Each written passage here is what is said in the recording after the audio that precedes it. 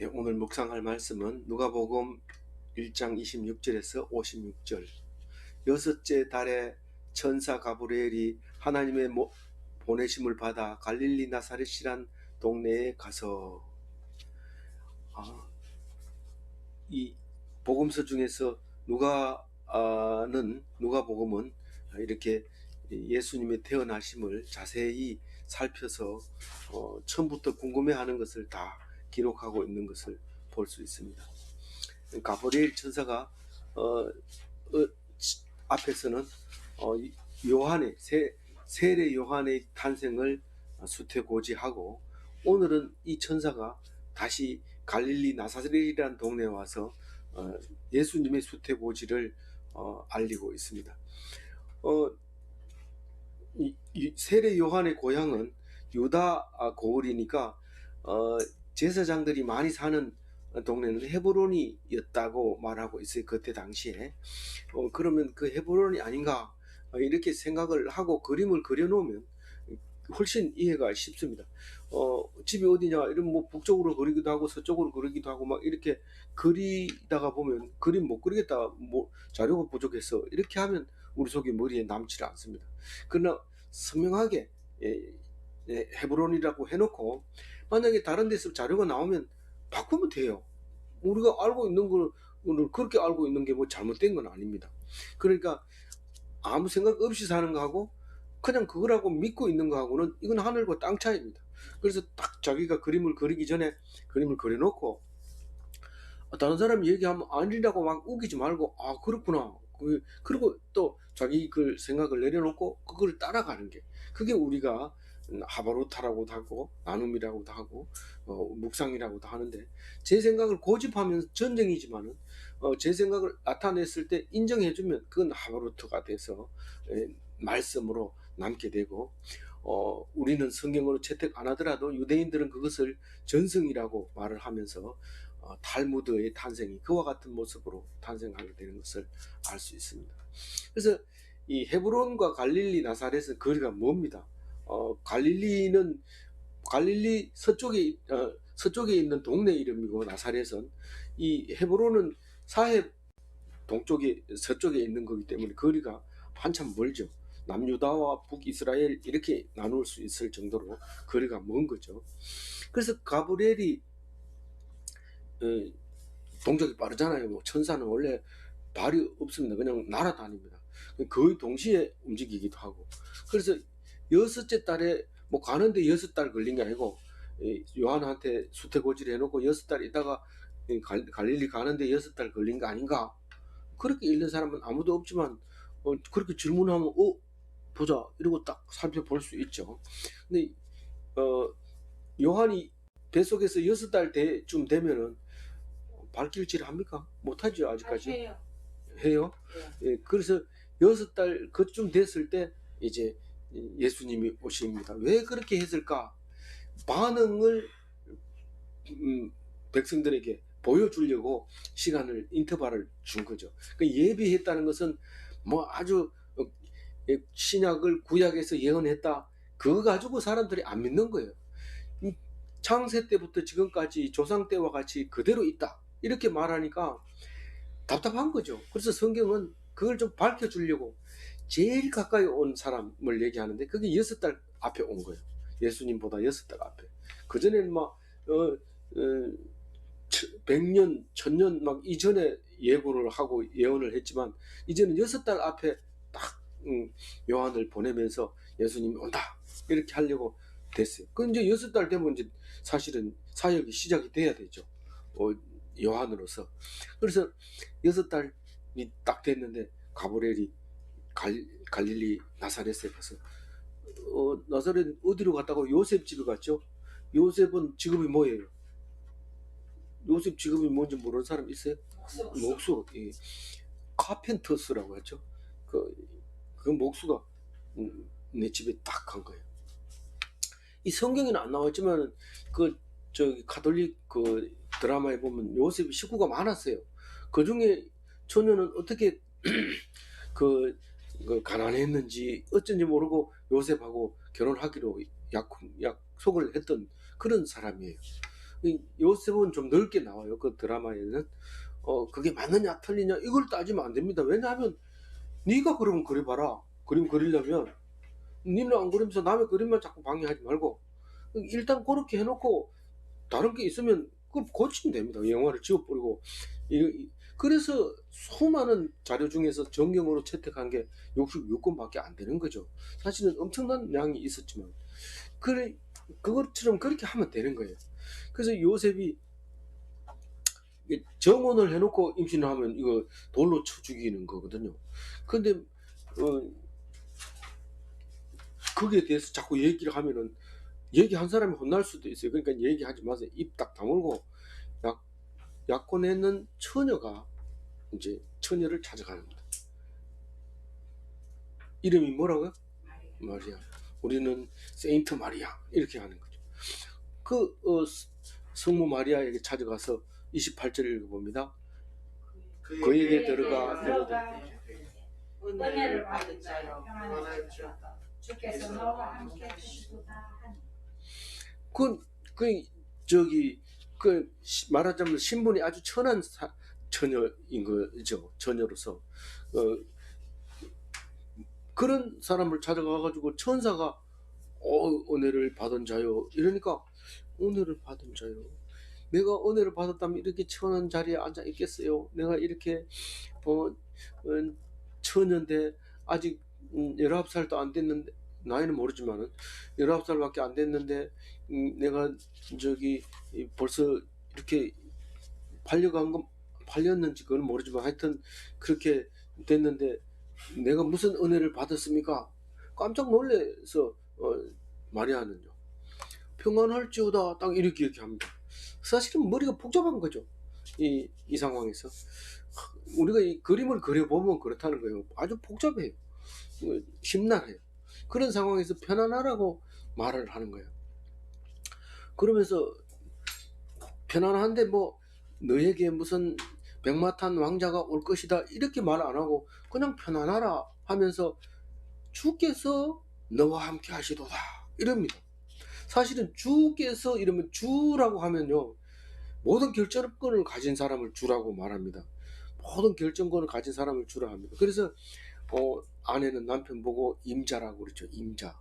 그럼 또 남편도 뭐 임자는 또 책임져야 되니까 그게 싫으니까 여자 보고 또 임자 이렇게 얘기하는데 사실은 이 여자가 원래는 남자한테만 임자 이렇게 불렀죠. 주인 누구한테 가가지고도 자기 남편 얘기할 때 우리 주인 어른이 이렇게 얘기하지 뭐 그 사람이 그 양반이 뭐 이 양반이 저 양반이 뭐 아들 아마이가 뭐 이런 식으로 얘기를 안 합니다. 진짜로 주인 어른이 그렇게 못하라 합니다. 뭐 주인 어른 허락 받겠습니다. 이래 얘기를 해야 되는데 이 뭐 안 가르쳐 주니까 원래 성경을 미리 알았으면 이건 할 텐데 그래서 우리 주께서 너와 함께 하시다. 주와 함께 한다는 건 참 이제 그 평안하죠. 뭐 다 필요 없습니다. 그걸 자도 됩니다. 뭐 주가 그런데 뭐 어떤 문제가 있습니까? 그래서 그런 얘기를 할 때 이 처녀가 어떻게 반응을 합니까? 29절 읽어봅니다. 처녀가 그 말을 듣고 놀라 이런 인사가 어찌합니까? 생각하면 우리가 살다 보면 마리아만 이렇게 하는 게 아닙니다. 살다 보면은 이게 무슨 일이 오늘 이런 말을 다 듣게 되다니 오늘은 어떤 일이 펼쳐질까? 그래서 가슴 두근거리면서 집을 나갈 때도 있고 항상 주변에 들려오는 메시지가 들려올 때 반응을 합니다. 이건 다른 나라에 없었던 건데 어떤 사람은 지하철 타고 가다가 저 사람 어디서 또 만났네 이래가지고 사연이 이루어지는 사람도 있단 말이에요. 그래서 무슨 처음 만났을 때의 반응이 29절 같이 그렇게 반응을 해야 되는데 흐리멍덩하게 돼가지고 아는지 모르는지 그 사람 어제 보고 또 만났으니까 가슴이 뛰면서 이거는 보통 인연이 아니다 이러면서 가서 어디서 내렸는지 봐야지 이러고 눈을 딴 데 보는 척 하면서 어디 내렸는지 보고 이런 식으로 이렇게 해야 되는데 게임하는 것도 아니고 뭐 신문 보는 것도 아니고 그래 흐리멍덩하게 출퇴근하고 가가지고 꾸벅꾸벅 졸다가 야단 맞고 이러면 안 되는 거예요.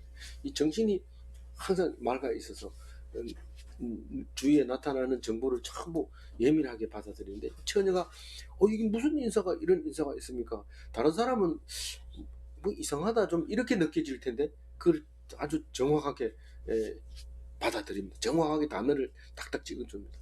어떤 사람은 태몽 꿈을 꿨다 그러는데 어떤 사람은 선명하게 얘기하고 어떤 사람은 뭐 그랬는데 뭐 받기는 받았는데 돌아서 가지고 받은 거하고는 상관없이 또 딴 일을 하고 이렇게 하는 게 아니고 선명하게 얘기하면 그 아들이 그 소리를 듣고 나는 꿈속에 용을 보고 나를 낳았으니까 내가 보통 사람이 아니다 이러고 평생 살면서 그 엄마가 얘기해준 태몽 꿈을 이야기를 하면 나중에 대통령이 돼가지고 내가 원래 엄마가 용꿈을 꾸고 대통령이 됐지 않습니까?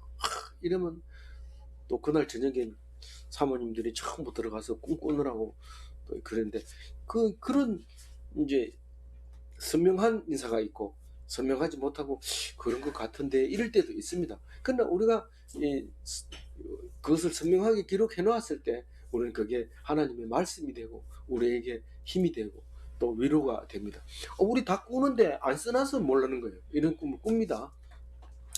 뭐 요별나게 이게 천주교 가면 계속 이거 읽습니다. 태중의 아이가 복되도다 이러면서 아멘 이것도 이걸 아예 기도문으로 만들어 가지고 하고 있는데 그렇게 하면 제가 좀 심하게 얘기하면 그건 우상 섬길 때 그렇게 하는 거고 이건 말씀을 듣고 내 얘기를 하고 있다. 이건 나를 쓴 거다. 이렇게 읽으면 은혜가 되고 이게 나의 위로가 되고 하나님께서 주신 것이고 그래서 이 나를 위해서 쓴 이 책을 안 읽을 사람이 누가 있어요?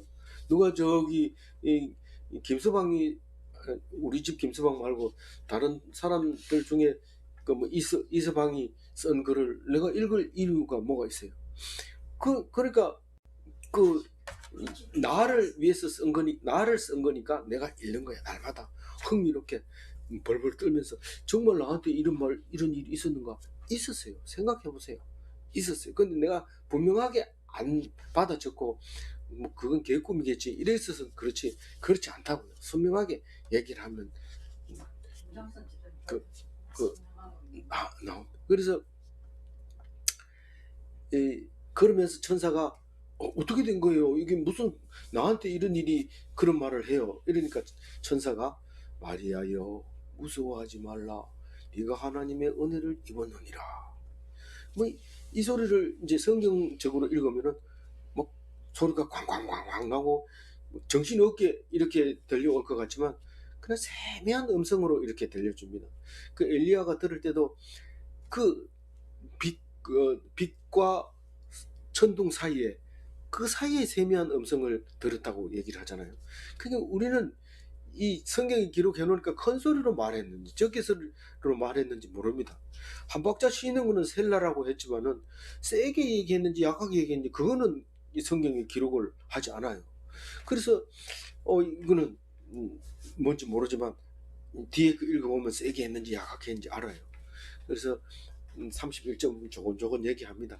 봐라 네가 잉태하여 아들을 낳으니까 그 이름을 예수라 하라 이렇게 하는 거예요. 근데 이 얘기를 그 사가랴 마누라 엘리자벳에게도 했어요. 애가 날 텐데 이름을 요한이라고 하라. 그 사가랴한테만 얘기한 게 아니라 엘리자벳한테도 얘기를 했죠. 얘기했는지 안 했는지 몰라요. 그건 예. 그 앞에는 말하는 건 안 나오지만 이름 뭐라고 지을 거냐 이러니까 엘리자벳이 요한 이렇게 하니까 근데 그건 뒤에 얘기가 나오죠. 뒤에 나오는 건데 어쨌든 뒤에 나온 것도 얘기해봐요. 그러면 요한 보고 이름 뭔지 써봐라 이러니까 요한 이렇게 썼잖아요. 쓰자마자 바로 입이 터져가지고 말이 나오기 시작하잖아요. 근데 그 성경을 자세히 한번 읽어보세요. 벙어리는 소리를 들을 수 있어요 없어요? 그 성경을 보면 못 듣는 걸로 돼 있어요. 못 듣는 걸로. 그러니까 벙어리를 보고 우리가 저기 넌센스 퀴즈 할 때 그러잖아요. 저기 봉사 보고 저기 길을 안내할 때 어떻게 하냐, 뭐 이렇게 손을 잡고 길로 간다. 그럼 벙어리 보고 지팡이 달라 할 때 어떻게 하냐, 이렇게 뭐 이렇게 흉내 내고 이러는데 그게 아니고 지팡이 달라 하면 돼요, 벙어리한테. 그럼 되는데 뭐 온갖 머리를 쓰고 이런데 이 성경을 자세히 읽어보면 그 얘기가 나와요. 이 사가랴 보고 뭐라고 얘기하냐면 사람들이 손짓으로 이름을 뭐 하냐고 몸짓으로 하는 이야기가 나오거든요. 그게 우리 생각하고 비슷한 거예요. 그냥 말로 하면 이름 뭐라고 질 건데 이러면 적으면 되는데 그걸 안 하고 몸짓으로 하는 걸 봐서는 아예 안 들린다는 거예요. 이 사가랴는 아예 그거 들어갔다 나오더니 막 아무도 안 들리고 말도 못하고 그런 거예요. 근데 안 들린다는 말은 안 적어놨죠. 근데 그걸 보면 안 들린다는 게 분명해지는 거예요. 성경을 읽을 때 항상 세심하게 봐야 그게 보이거든. 그러니까 그러면 귀에 안 들리면 안 들린다고 입으로 말하면 될 거 아니에요. 그 입도 막아버리고 귀도 막아버리고 둘 다 막아버리는 거예요. 그래서 자세히 읽어보면 그 말이 이제 말이 나오게 되는 거예요. 근데 여기서 이제 잉태하여 아들을 낳으리니 이 말은 똑같고 이름을 앞에서는 요한이라 해라, 이건 예수라 해라 이렇게 얘기를 합니다. 이 누가가 혼자서 이렇게 보고 생각하고 연구하고 이래서 기록한 거거든요. 가서 물어봤어요, 마리아한테. 진짜 마리아 저기 예수 낳을 때 어떻게 했냐. 근데 마리아하고 누가하고는 시대 차이가 있어가지고 이 글을 쓸 때는 아마 마리아는 죽었을 거예요. 그런데 어떻게 해서 이 글을 쓰게 됐다고요? 많은 사람이 본 사람들이 얘기하고 또 같이 있었던 사람들이 얘기한 것 때문에 받아서 적어놓은 거다 이렇게 얘기하잖아요. 그래서 32절 읽어봅니다.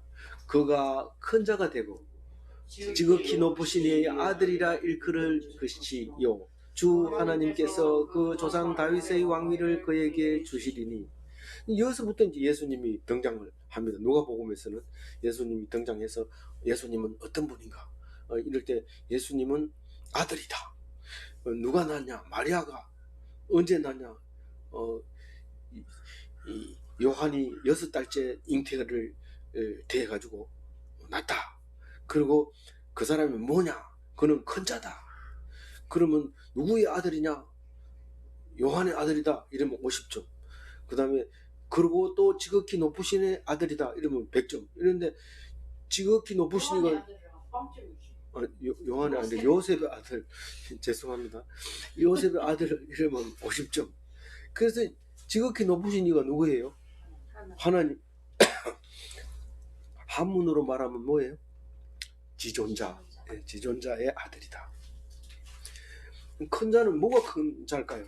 제일 큰 자 이러면 우선 힘이 있어야 되고, 큰 자 이러면 능력이 있어야 되고, 또 그리고 그 능력을 나쁜 데 쓰면 그렇게 큰 자라고 말 안 해요. 좋은 데 써야지 큰 자라고 얘기합니다. 좋은 일에 큰 힘을 쓸 수 있으면 큰 자라고 얘기하고, 지혜도 있어야 되고, 또 왕 같은 권위도 있어야 되고, 또 제사장 같은 영적으로도 지도자가 돼야 그게 큰 자라고 얘기해요. 그런 사람이 이 이름 예수다. 그러면서 주 하나님께서 그 조상 다윗의 왕위를 그에게 주리라. 다윗의 후손, 유대인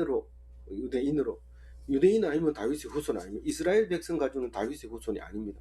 다윗은 유대 지파의 왕이었기 때문에 다윗의 후손 이름은 유대인에게서 나와야 된다, 이런 말을 하고 있는 거예요. 그러니까 다윗의 후손으로 오긴 오는데, 우리가 후손이라고 하면 최고의 장자권을 이어받는 걸 후손이라고 해요. 그냥 그 곁다리도 후손이라고 말하지만 주장하는 건 그래도 마지가 주장을 할 수 있어요. 그런데 거기다가 다윗은 왕이기 때문에 왕위의 장남으로서 왕위를 이어받는다는 것은 그 다윗의 후손이라고 말할 수 있는 거죠. 그렇게 정확하게 얘기하는 거죠. 안 그러면 따져야 돼요. 네가 형이냐 동생이냐 뭐 사촌이냐 뭐 이렇게 따져야 되는데, 그냥 다윗의 왕위 이러면 다윗의 직계 후손이다 이렇게 말할 수 있는데, 그 왕위를 그에게 주리니 이랬으니까 혈통으로 난 게 아니라 하나님이 성령으로 그렇게 인도해 줬다는 거예요. 인도해 줬다. 지금도 여전히 유대인들은 혈통으로 유대인이 아니라 믿음으로 유대인이 되는 거예요. 신앙으로. 모르고 자꾸 이래 DNA 채취해가지고 이 사람하고 비교해보고 이 사람은 아니네 뭐 이러면서 그렇게 하려면 자기들끼리 결혼해가지고 순종 만들어야 되는데 그러면 전어가 나와서 안 돼요. 그런 거는 없어요. 우리가 신앙으로 우리는 아브라함의 후손이고 신앙으로 이스라엘 백성이고 신앙으로 다윗의 이 왕위를 이어받은 사람들이고 왕 같은 제사장이고 이렇게 해야 돼요. 33절 읽어봅니다. 영원히 야곱의 집을 왕으로 다스릴 것이며 그 나라가 무궁하리라. 예수님 오시고 2020년 됐는데 지금도 예수님 이름으로 가지마다 모이고 그러잖아요. 그게 영원하다는 말이거든요. 이 야곱의 집을, 이 말은 믿는 자, 성도를 왕으로 다스린다. 그러니까 하나님이, 예수님이 우리를 왕이 되셔서 왕이 이래라 하면 이랬고 저래라 하면 저래고 그렇게 하는 게 하나님 백성이잖아요. 우리 왕이 무슨 명령을 했냐 이러면 오늘도 이 말씀 속에서 우리에게 명령하고 있는 거잖아요. 그래서 그 명령을 들으려고 이렇게 귀담아 듣는 거지. 왕이 그렇게 얘기해도 딴 데가 있다가 왕한테 딱 걸리면 그는 죽습니다. 왕이 뭐라고 말하는지 귀담아 들어야지 살지. 말씀은 따로 있고 눈치만 살살 보고 왕이 절로 오면 일로 피하고 이래가지고는 살 길이 없어요. 언제 죽을지 몰라요. 근데 이 이제 파란색 글씨는 마리아가 천사에게 들은 소리입니다. 그러니까 이것은 다른 사람도 들린다는 겁니다. 이런 소리가. 근데 그거를 그냥 이런 꿈을 꿨는데 요셉이 일어나가지고 늦잠 잔다고 이 처녀가 아직 결혼도 안 한 게 늦잠 자고 무슨 헛소리하고 뭐 이런 인사가 어찌함인가 이러고 자다가 벌떡 일어나고 그런 소리 하니까 요셉한테 혼날 수 있어요. 근데 이 마리아는 그것을 다 생각하고 기록은 안 했지만 다른 사람한테 그렇게 전달해서 이 누가가 그 소리를 듣고 기록을 한 거죠. 34절 읽어볼까요? 마리아가 천사에게 말하되 나는 남자를 알지 못하니 어찌 일이 있습니까? 그 남자를 아는지 모르는지는 마리아밖에 모릅니다. 사실은 요셉도 알 수 없고 이 세상 누구도 이 마리아가 남자를 아는지 모르는지를 모릅니다. 솔로몬도 모르는 게 서너 가지가 있는데 남자와 배가 지나간 자리를 모르고 도마뱀이 지나간 자리를 모르고 여자와 남자가 밤에 어떤 일이 있었는지 모른다고 얘기를 하고 있어요. 이게 마리아가 딱 얘기할 때 나는 남자를 모릅니다. 이렇게 얘기를 합니다. 원래 니는 알 필요 없어. 원래 우리가 생각했던 거하고 전혀 관계없이 내가 주는 거야. 그렇게 지금 하나님이 말하고 있잖아요. 이걸 가지고 막 싸우고 이러면 안 돼요. 요즘은 과학적으로 한다 이러면서 여자는 복제가 되잖아요. 여자는 단식 분열이 가능하기 때문에 여자 체세포를 가지고 사람을 복제할 수는 있어도 남자를 가지고는 못합니다. XX 염색체라서 그렇죠. 근데 XY 염색체는 불가능하다는 건 저는 정확한 그 지식은 아닙니다만 어쨌든 여자만 가지고 복제가 가능합니다. 그래서 그 과학자들이 마리아에게는 단식 세포가 있었고 이 예수님의 수위에는 채취했는 결과 단식 세포가 있어서 처녀가 낳은 게 확실하다. 뭐 이래 얘기하면 그거는 믿어진다. 이러면서 성경은 안 보고 과학이 발달돼서 2000년 전에도 알아냈어. 막 이러면서 좋아하는데 지금 그 얘기 하자는 거 아닙니다. 지금 그 얘기 하자는 거 아니에요. 우리는 말도 안 되는 걸 믿는 사람이다라는 걸 말하고 있는 거예요. 알겠어요? 근데 그게 옛날에 했던 말이에요. 처녀가 잉태해서 알을 낳는다는 걸 얘기한 적이 없어요.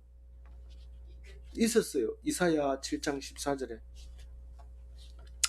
일단 읽어보고. 이사야 7장 14절 준비됐어요? 예, 옆에 노트에 적어놨습니다. 그러므로 주께서 친히 징조로 너희에게 주실 것이라. 보라, 처녀가 잉태하여 아들을 낳을 것이요 이름을 임마누엘이라 하리라. 이게 그 지금 굉장히 어려울 때 누가 한 말이에요? 이사야. 아하스가 한 말이에요. 아하스 때에 예, 아하스 때. 이사야. 예. 그 아하스 아버지 이름이 뭐예요? 요담이고 아하스 아들 이름이 뭐예요? 히스기야예요. 히스기야는 어떤 왕이에요? 북이스라엘이 망할 때 남유다를 건재하게 지킨 사람이 히스기야입니다. 그러면 아하스가 어려웠을까요? 쉽게 했을까요? 굉장히 불안했어요. 힘들어하고 걱정하고 염려할 때 그 이사야가 자기 아들 이름까지 바꿔가면서 남는 자는 돌아오리라 이래 적어가지고 하나님이 그렇게 이름을 지으라 해가지고 가가지고 아하스 보고 이 말을 안 들, 딴 사람 말을 안 들으니까요. 아하스 앞에 가서 남는 자는 돌아오리라 이렇게 불러가지고 오면 이게 아하스가 물어봐야 돼. 그게 뭔 뜻이냐 이런 물으면 하나님께서 남는 자는 돌아오신대요. 이렇게 얘기를 하라고 그렇게 했는데 아하스는 그 귀에 들리지 않습니다. 그래가지고 북이스라엘이 아람이 아무리 그 힘세다 하더라도 그 임금님과 유다는 살려준답니다. 남은 자는 돌아온답니다. 이렇게 얘기하니까 안 들으니까 이사야가 가가지고 아하스 보고 얘기합니다. 징조를 구하십시오. 그래야 믿음이 생길 거 아닙니까? 당신 징조를 구해서 징조를 주시면 그 징조를 가지고 믿음을 가지십시오. 이렇게 온갖 생각을 다 불어넣었는데 아하스가 안 듣습니다. 네가 임금이가 내가 네를 책사로 세웠나? 네가 왜 와서 그렇게 떠드냐? 가라. 얻어맞기 싫으면. 계속 이렇게 하니까 이사야가 이렇게 얘기합니다. 당신이 징조를 안 구하기 때문에. 왜 징조를 안 구한다 그랬어요? 이 사람이 믿음이 없으니까. 내가 구했는데 안 주면 임금이 어떤 모습이 되겠냐. 그 기도를 안 하는 거예요. 기도를 하라고 그러니까 기도한다고 뭐 주냐 이러면서 기도 안 하고 있는 거예요. 굉장히 믿음이 좋은 것 같지만 그건 지금 완전 빵점짜리죠. 징조를 구하라 할 때 구해가지고 딱 보여주면 되는데. 그래서 당신이 징조를 안 구하니까 주께서 친히 징조로 너희에게 주는데 그게 처녀가 잉태해서 아들을 낳을 거라고 얘기를 합니다. 그 뭐 온갖 학자들이 이걸 연구해 보니까 그때 뭐 이사야가 무슨 낳은 아들이 무슨 처녀가 결혼도 안 한 게 나가지고 이름이 그렇게 됐다 뭐 이렇게 연구하는데 이건 그렇게 읽을 게 아니라 지금 예수 그리스도의 오심을 미리 보여줬다고 신약 사람들이 그렇게 말할 때는 누가가 그렇게 말할 때는 그렇게 들으면 되죠. 다른 얘기 할 필요 없고요. 그래서 임마누엘이라는 이름을 짓게 될 거다. 그렇게 얘기를 하게 됩니다. 그러니까 이게 무슨 말인지 모르는데 신약에 와서 누가가 들어보니까 그게 그 말이었구나 하는 걸 알고 기록을 하게 되는 거죠. 그래서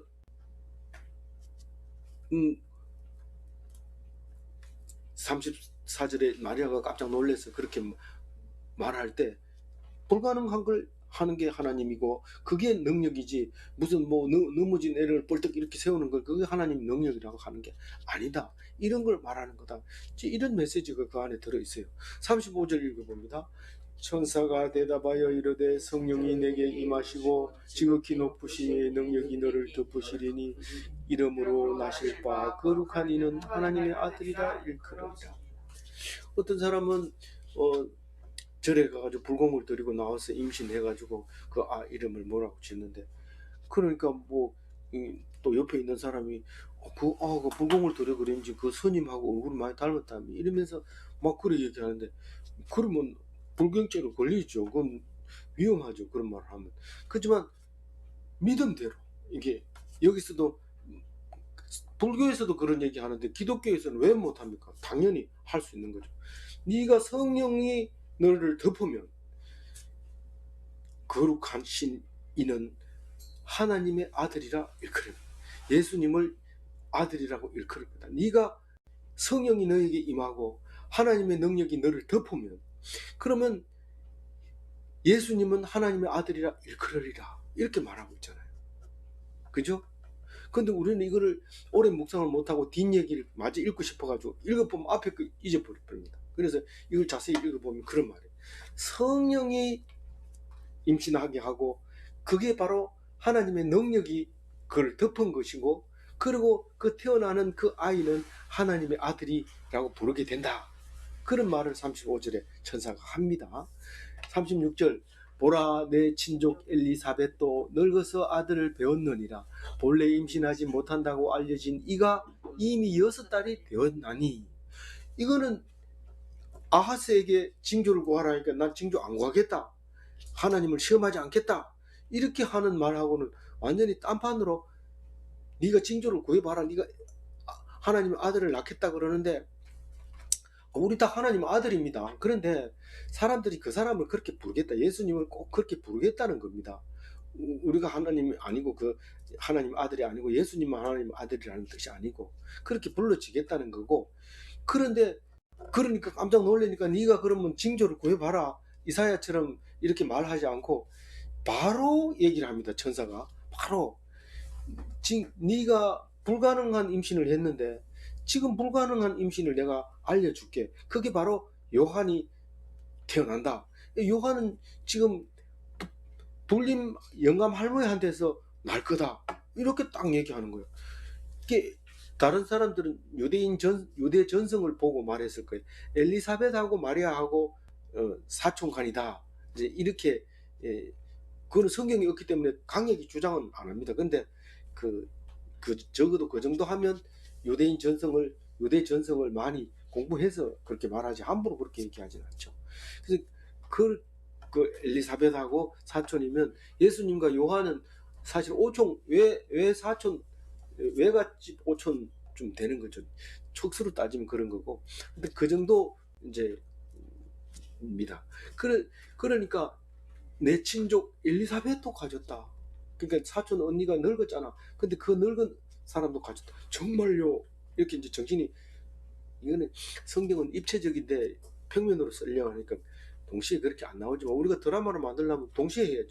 친족 엘리사벳도 늙어서 아들을 배웠느니라. 정말요? 이렇게 이제 동시에 나와야 되죠. 본래 임신하지 못한다고 알려진 이가 이미 6달이 됐다. 정말요? 이렇게 지금 가슴이 두근두근하고 막 뛰는 거예요. 이건 지금 거짓말하는 게 아니고 지금 나에게 진중한 말을 하고 있구나 하고 떨고 있는 거예요. 37절에 보면 대저 하나님의 모든 말씀은 능하지 못하심이 없느니라. 그거는 알지만은요, 그러면 네가 믿어야지. 하나님의 능력이 능하지 못한 게 없다고 하는데 네가 왜 뭐 기도한다고 들어주냐, 여자가 무슨 남자 없이 애를 임신하냐, 그런 말 하지 마라. 하나님은 모든 능력 능하신 것은 다 모든 말씀은 능하심이 없느니라. 무슨 불도저 같은 힘으로 하는 게 아니고 말씀으로 해요. 말씀으로 아들을 낳아라 이러면 아들 낳는 거고, 별이 생겨라 이러면 별이 생기는 거고, 산이 생겨라 이러면 산이 생기는 거고. 말씀으로 그렇게 못하는 게 없다 이 말. 38절 읽어봅니다. 마리아가 이르되 주의 여종이오니 말씀대로 내게 이루어지이다 하며 천사가 와가지고 자꾸 얘기하거든. 말씀대로 이루어지이다 이러면 천사가 딱 갚으래요. 그러니까 그게 최종 마지막 도장이거든. 보내는 전송하는 말이나 마찬가지거든. 말씀대로 이루어지다. 그래서 말씀을 들었다. 그러니까 말씀대로. 그래서 이게 오늘 중심 말씀입니다. 하나님은 말씀으로 능력을 보이시고 또 말씀하시고 반드시 이루시는 거니까 말씀대로 되기를 바랍니다. 내가 순종하겠습니다. 그렇게 했을 때 더 이상 천사는 필요 없어요. 우리는 그걸 못하니까 천사가 와가지고 가는 거고, 우리가 처음부터 예수님 사랑을 우리에게 퍼부었지만 모르니까 할 수 없이 예수님이 오셔서 우리에게 눈으로 직접 보도록 그 사랑을 보여주신 것 뿐이에요. 구약을 읽어보면 예수님처럼 안 오셔도 예수님 사랑을 충분히 느낄 수 있도록 말씀하고 있는데 그걸 못 느끼고 있는 것 뿐이죠. 39절 읽어봅니다. 이때에 마리아가 일어나 빨리 산골로 가서 유대 한 동네에 이르러 그 징조를 줬는데 누가 징조를 안 쳐다보고 설마 그러려고 이런 사람이 어디 있어요. 말씀대로 이루어지다 이렇게 얘기해놓고 그 징조를 안 보고 가만히 있는 사람 어디 있어요? 그래서 거기서 이제 그 어디에서 지금 마리아가 어디 있어요? 그 목손의 집에 있겠죠. 약혼을 해서 그 옆에 있는지 그 동네에 있겠죠. 그 동네 어디 무슨 동네? 동네 이름이 뭐예요? 나사렛. 나사렛 동네에 있었겠죠. 멀리 있는 게 아니고 그 동네에 있는 그 목순이 집 옆에 살았는지 모르지만 거기서 빨리 왜 빨리 가요? 빨리 증거를 알고 싶으니까 그 증거가 아니고 뭐 징조를 확인하고 싶으니까 빨리 뛰어갑니다. 그 소리를 듣자마자 마리아가 일어나서 유대 한 동네에 가게 돼요. 어디라고 그랬죠? 헤브론으로 가고 있어요. 근데 이제 태어나기 직전에는 어디로 와요? 베들레헴으로 오잖아요. 베들레헴은 헤브론하고 예루살렘하고 그 사이쯤 되죠. 헤브론은 정확하게 내가 그림 뭐 그러겠는데 그쯤 되는데 그걸로 이제 호적하러 오게 된단 말이에요. 그 이제 그런 상황인 거예요. 가자마자 뭐 가는 거는 며칠 걸린지 모르지만 가버렸어요. 가가지고 40절에 사가랴 집에 들어가니 엘리사벳에게 들어가서 엘리사벳에게 문안하니 언니 잘 있었어요. 이러고 딱 들어갔는데 엘리사벳이 마리아가 인사하는 걸 딱 듣는 순간 복중의 아이가 뛰노는 거야. 발길질을 막 하는 거야. 네, 예수님 맞다고. 그동안 숨어 있었죠. 숨어 있었는데 왜 이때 예수님을 보여줬냐. 이때부터 이제 공개가 됐죠. 애가 요한이 임신해서 6개월 됐다 하고 사람들이 다 이제 알게 되죠. 그런데 왜 이랬냐 이러니까 이제 신학자들은 이걸 읽다가 영감을 탁 받는 거예요. 아, 예수님을 다른 사람들한테 떼묻지 않는 상태에서 예수님께 바쳐진 요한이구나. 이렇게 이제 생각하는 사람이 그 주석에 그런 얘기를 써요. 그래서 요한을 왜 6개월 동안 감춰놨었느냐? 다른 사람한테 안 보여주고 주님에게 제일 먼저 보여주려고 그랬다. 이런 이야기를 하고 있어요. 그 뱃속에서 만났지만 어쨌든 첫 대면이에요. 첫 대면. 그래서 요한이 제일 먼저 만나서 태어나서 누구를 먼저 만났냐? 예수님 만났다. 사실 뭐 엄마도 못 보고 다 못 본 상태에서 성령으로 만난 거죠. 둘이. 그래서 뛰놀고 깜짝 놀랍니다. 이 사가랴는 아비야 반열이라고 앞에 나왔죠. 네, 아비야 반열의 제사장 사가랴 이렇게 나오는데 아비야 반열은 24반열의 8번째 반차로 되어 있습니다. 이 역대상 24장 10절에 보면 24반열 명단이 쭉 나오는데 이 다윗이 세운 반열입니다. 이 24반열을 그 1년 내내 돌아가면서 이제 하는데 6개월에 한 번씩 반차가 돌아오는데 한 번 반차 돌아오면 일주일 동안 안식일에서 안식일까지 이렇게 성전에서 봉사하는 걸로 그렇게 돼 있는 거죠.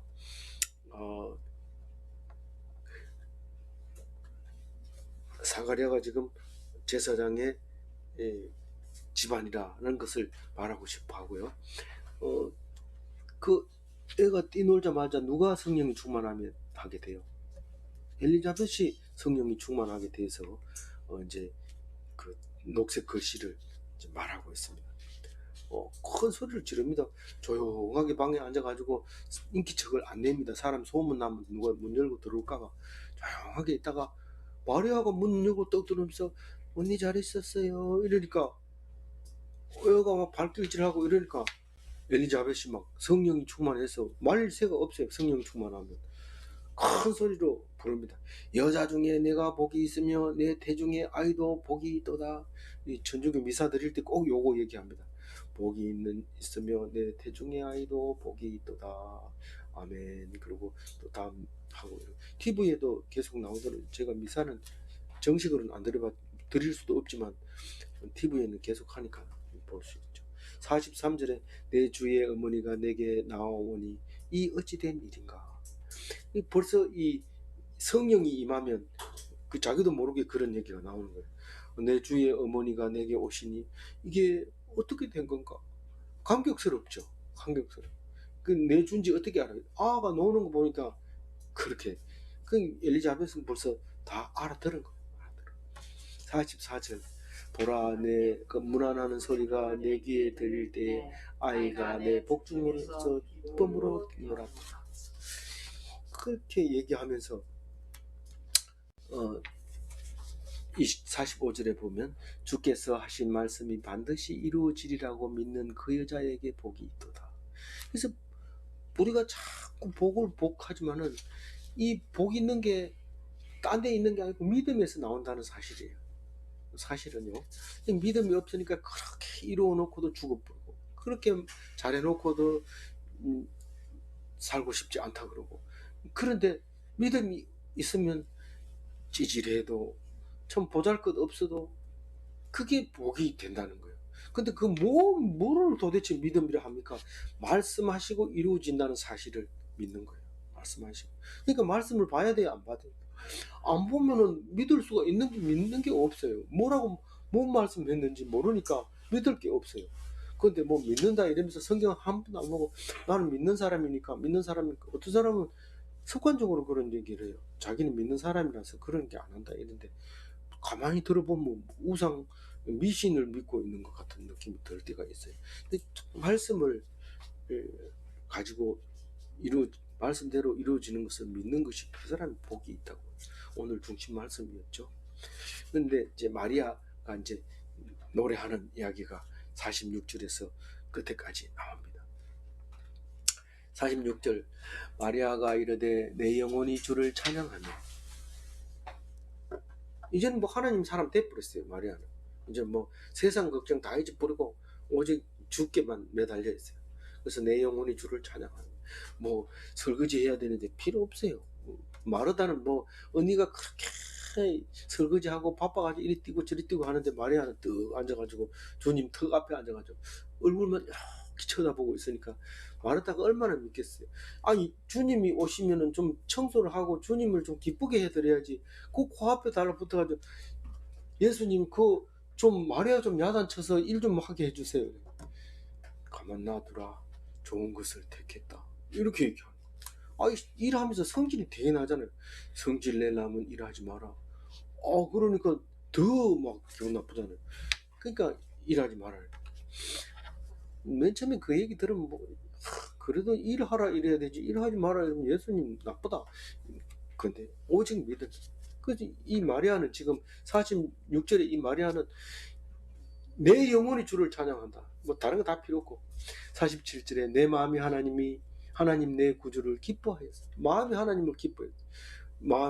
하나님 말씀하실 때 계집종이오니 주님 뜻대로 하옵소서, 이루어지옵소서, 말씀대로 이루어지옵소서, 이렇게 얘기해요. 48절에 그의 여종이 비천함을 돌보셨습니다. 보라 이제 후로는 만세의 나를 복이 있다 일컬으리로다. 요거를 읽고 나서 천주교에서는 미사 때마다 이거 얘기를 해야 된다. 주를 임신한 마리아는 복이 있도다 꼭 얘기를 해야 된다. 왜냐하면 만세의 복이 있도다 일컬으리로다 하니까 그거를 일컬으려면 우리가 해줘야 될 거 아니냐. 안 해줘도 됩니다. 안 해줘도 그거는 꼭 안 해줘도 이거는 일컬어지게 돼 있습니다. 왜냐하면 성경이 나와 있기 때문에요. 그래서 뭐 한다고 잘못됐거나 뭐 하지 말라는 뜻은 아닙니다. 그런데 안 해줘도 된다 이런 말을 하는 겁니다. 내가 안 하니까요. 그렇게 얘기를 하는데 48절 얘기는 뭡니까? 이야기 48절 이야기 중요한 거는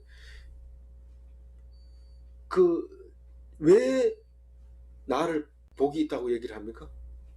내가 비천한 상태에서 하나님이 나를 돌봤기 때문에 내가 복이 있다고요. 돈이 많은 사람이 편안하게 안 죽고 살았기 때문에 복이 있는 게 아니고 돈이 없고 힘이 약하고 천한 신분으로서 하나님이 나를 돌봤기 때문에 내가 복이 있다는 겁니다. 그럼 복 받으려면 높아져야 돼요? 낮아져야 돼요? 낮아져야 돼. 뭐든지 받으려면 좀 낮아져야 되지. 상 받는 사람이 높은 자리에 앉아있고 밑에 사람이 상 주는 게 있어요. 낮아져야지 그 상을 받을 수 있어요. 상을 주려고 하다가 속 커지고 높아지고 이러면 상을 주다 말고 못 주는 거예요. 그게 낮아져야 돼. 비천해졌을 때 상을 주는데 그게 그 복을 돌보시는데 그게 복이라는 거예요.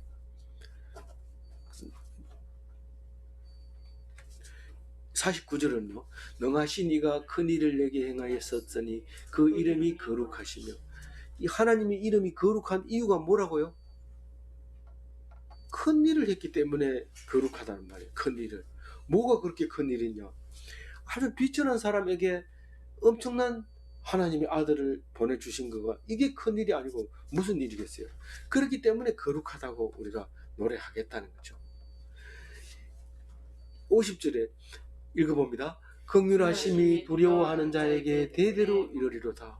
이거는 빨리 읽으면 뭔 말인지 몰라요. 그런데 자세히 읽으면 정확하고 선명하게 나옵니다. 하나님의 긍휼이 대대에 이르리라. 하나님을 경외하는 자에게 이런 말입니다.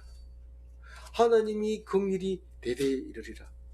하나님 무서워하고 하나님을 두려워하고 하나님이 뭐라고 하실까 이렇게 늘 생각하고 있는 그 말씀을 생각하고 오늘 아침에 무슨 말씀 하실까 이렇게 하는 사람이 경외하는 자입니다. 그 경외하는 자에게는 하나님이 긍휼을 계속해서 부어주는데 불쌍히 여겨준다는 겁니다. 교회 처음 나가면 내가 왜 불쌍해? 내가 뭐 먹을 게 없나? 뭐 남보다 못하는 게 있나? 뭐 생겼나? 왜 날 보고 불쌍하다고 하는데 긍휼함을 입었을 때만 불쌍하게 할 때만 긍휼함을 입는 거지 내가 잘나면 하나님이 있을 수가 없어요. 오늘은 예수님 오신 날 이러고 좋은 옷 입고 헌금 많이 하고 가서 행사하고 이런 여기에는 그 긍휼이 있기가 어렵다. 51절 그의 발로 힘을 보이사 마음의 생각이 교만한 자들을 흩으셨고 이건 뭔 말입니까? 하나님의 능력을 그의 팔의 힘을 보이사 이 말입니다. 하나님의 능력으로 마음이 생각이 교만한 자를 흩으셨고 이건 뭐 여러 가지가 있겠죠. 시대별로 조금 모양은 달라서 그렇지 이 마음이 생각이 교만한 사람은 돈이 많다고 권력이 많다고 힘이 세다고 나라가 크다고 뭐 이게 이제 교만한 자들인데 그 교만한 자들이 마음만 흔들어 버리면요 물에 빠져 죽기도 하고 자살하기도 하고 또 남을 공격하다가 맞아 죽기도 하고 그런 거예요. 그거 흩어진다는 게 그 말이거든요. 나라가 강국인 줄 알았는데 박살나버린 거죠. 그게 하나님의 능력이라는 거죠. dynamit라는 거죠. 그걸 가지고 말하는 거예요. 그러니까 가난한 사람은 뭐 흩을 이유가 없어요. 그냥 있는 거예요. 흩는 거는 높은 데 있으면 바람 휘부으면 다 떨어지지만 낮은 골짜기에 있는 것은 바람 불어도 꼭 그대로 있어요. 그래서 높아지면은 흩어지는 거예요. 52절 읽어봅니다. 권세에 있는 자를 그 위에 내리쳐셨으며 비천한 자를 높이시고 지금 51절 얘기하면서 방금 했는 얘기가 같은 겁니다. 높은 데 앉아있으면 탁 치면 뚝 떨어집니다. 밑으로. 그런데 밑에 있는 사람은 어지간해서 치지를 못해요. 그래서 사냥하는 사람에게 물어보면요. 이 앉아있는 꽁을 잡을 수가 없대요. 숲에 딱 있으면은 만약에 총을 쏜다 해도 나무 잎사귀가 딱 막고 있기 때문에 총알이 일단 통과해야 되기 때문에 잘 안 죽는데요. 그런데 그 새를 잡으려면 꽁을 잡으려면 빵 하고 총을 날리고 나는 놈을 쏘가지고 잡으면 정확하게 잡을 수 있대요. 우리가 고개를 쳐들면 죽는 겁니다. 꽝 소리가 나든지 말든지 엎드려가지고 그냥 기어가면 됩니다. 좀 훈련 받은 사람은 소리만 나면 땅바닥에 엎드리잖아요. 그런데 훈련 안 받은 사람은 뛰어가려고 뻘떡 이래 쓰다 보면 바로 총 맞아 버리잖아요. 이게 그런 소리.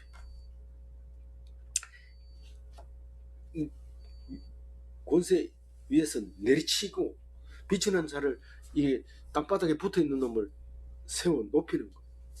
하나님, 예, 그래서 진창에 빠진 사람을 이제 끝났다 일어나라 이래가지고 건져 올리는 게 비천한 자를 높이는 거예요. 53절 줄이는 자를 좋은 것으로 배불리셨으며 부자는 빈손으로 보내셨도다. 이 부자는요 조금만 줘도 막 너무 좋아가지고 오늘 실컷 먹었습니다 감사합니다 이런데 배부른 사람 너무 많이 먹으면요 이 고지혈증으로 와가지고 의사가 먹지 마세요 이러는데 계속 먹다가 그냥 그 많은 재산 놔두고 그냥 가시잖아요. 그래서 부자는 빈손으로 보내신단 말이에요 하나님. 그러니까 이게 남 얘기하는 게 아니라 다 우리 얘기하는 거예요. 나 얘기하는 거다. 나를 쓴 거. 54절 읽어봅니다. 그 종 이스라엘을 도우사 긍휼히 여기시고 기억하시되. 그 종 이스라엘이 뭡니까? 하나님 백성입니다. 하나님 말씀 믿는 사람입니다. 누굽니까? 나입니다. 내가 불쌍히 여김을 당하기만 하면 하나님은 기억하시고 나를 도우십니다. 55절입니다. 우리 조상에게 말씀하신 것과 같이 아브라함과 그 자손에게 영원히 하시리로다. 우리 조상에게라고 하면 아브라함부터 쭉 말씀하시는 그 말씀 말하는 겁니다. 아브라함에게 뭐 말을 했는데요. 뭐 말했는지 기억은 안 나요. 아브라함도 기억 못해요. 갈 바를 알지 못하고 왔대요. 사실은 자세히 읽어보면 아브라함이 하나님이 불러서 갈대아 우르에서 나왔다. 그렇게 얘기를 하고 있는데 그 갈대아 우르가 메소포타미아 거기잖아요. 거기서 이렇게 레반트를 통해서 그 이스라엘로 와가지고 자리를 잡잖아요. 그 올 때 누가 말했냐면 하나님이 말했어요. 근데 그 당시에는 누군지 몰랐대요. 나중에 와보니까 이게 하나님이구나. 그런 걸 알게 됐대요. 지금 우리도 하나님이 그런 말 했는지 안 했는지 모르지만 지금 오늘 읽으니까 생각이 나잖아요. 그런 그 하나님이요. 그래 말씀으로 그 말씀 없이는 알 수가 없죠. 말씀이 있으니까 우리가 알고 돼요. 이게 우리만 아는 게 아니라 수백 년 흘러간 뒤에도 이거 읽으면 그게 무슨 말인지 알게 되는 거예요. 그래서 그 말씀이 영원합니다 라고 마리아가 노래를 했어요. 하고 56절에 보면 마리아가 몇 달을 예수님과 요한이 함께 있어요. 석 달 있습니다. 석 달. 석 달 뒤에는 이제 어떻게 출산을 해야 돼요. 요셉이 요한이 밖으로 나와야 돼요. 밖으로 나와야 되고 나머지 6달은 마리아가 이제 그 어디라 했죠? 갈릴리 나사렛으로 가야 돼요. 갈릴리 나사렛에 가야 되는데 그 6달 동안 이제 호적하러 가야 되잖아요. 근데 6개월 뒤에 호적하러 갔다가 베들레헴에 갔다가 그만 이제 거기서 태어나게 되는 일이 생기죠. 근데 나사렛에서 또 사역을 하는 것도 아니고요. 거기서 갈릴리 해변가에 가가지고 사역을 오랫동안 합니다. 3년 사역 중에서 거기서 대부분 이제 가버나움에서 사역을 하게 되죠. 베드로를 만나서 그 장모집에서 우거를 하면서 전도를 하는 예수님의 모습을 볼 수 있습니다. 오늘 정리하면은요, 우리가 모든 일이 다 우연히 이루어진다고 생각하면, 그럼 보통 사람들은 다 그렇게 생각해요. 오늘 재수 좋네 이러면서 우연히 이루어졌다고 생각하지만 그게 아니고 늘 말씀하시고 이루신다는 것을 믿으셔야 합니다. 그 사람이 복이 있는 사람입니다. 그래서 말씀하시고 이룬다고 믿는 마리아처럼 그런 복 있는 자가 되어야 되는데 그렇게 하려면 늘 말씀편에 서 있어야 돼요. 마리아는 늘 꿈속에서 자면서 또 아침에 일어나서 일찍 일어나서 하나님과 만나고 이러다 보니까 이 말씀을 듣게 되는 거지. 밤새도록 술 마시고 새벽 늦게 일하고 이러면 말씀이 들릴 수가 없죠. 그래서 마리아 같은 그런 신앙을 가지시기 바랍니다. 네, 기도하겠습니다. 하나님 감사합니다. 오늘 마리아와 엘리사벳의 이 찬양과 기도를 들으면서 우리에게 이런 모습을 보여주셔서 감사합니다. 마리아와 같은 복을 주셔서 만세에 복 있는 자라고 칭찬해 주셔서 감사합니다. 엘리사벳도 알아보고 마리아를 환영하고 기뻐한 것을 감사합니다. 주님, 오늘 마리아가 행복한 것처럼 나도 행복하게 하여 주옵소서. 믿음으로 행복하게 하여 주옵소서. 감사하고 우리 주 예수 그리스도 이름으로 기도 올리옵나이다. 아멘.